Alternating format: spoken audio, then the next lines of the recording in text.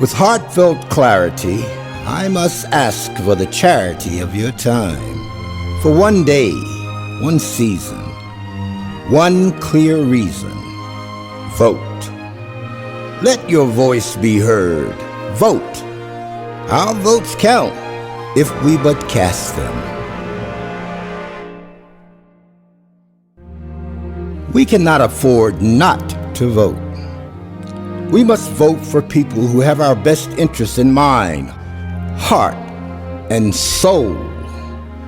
We're voting for issues that advance the well-being of our families, communities, nation, and the world. Being complacent and not voting is not an option. We have an opportunity to vote for state and local officials, a bevy of initiatives, and the President of the United States. The moral character of our country, more than ever in the history of our country, is at stake.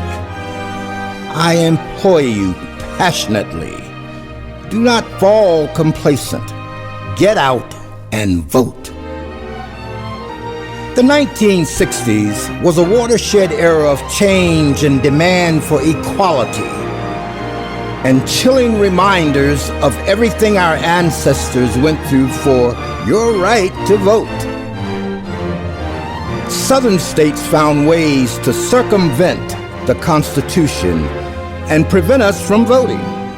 Poll taxes, literacy tests, fraud, and intimidation turned us away from the polls.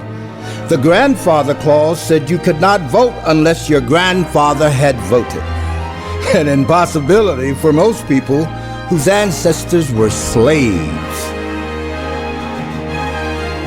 Today, we see strict voter ID laws, consolidation of polling places, purging of voters from the rolls, even the deliberate attack on mail-in voting being called fraudulent, and the ability of the post office to handle mail-in ballots being diminished. If we don't vote to change the powers that be, justice for Breonna Taylor, George Floyd, Michael Brown, and many more will continue to elude us. Affordable health care will be non-existent.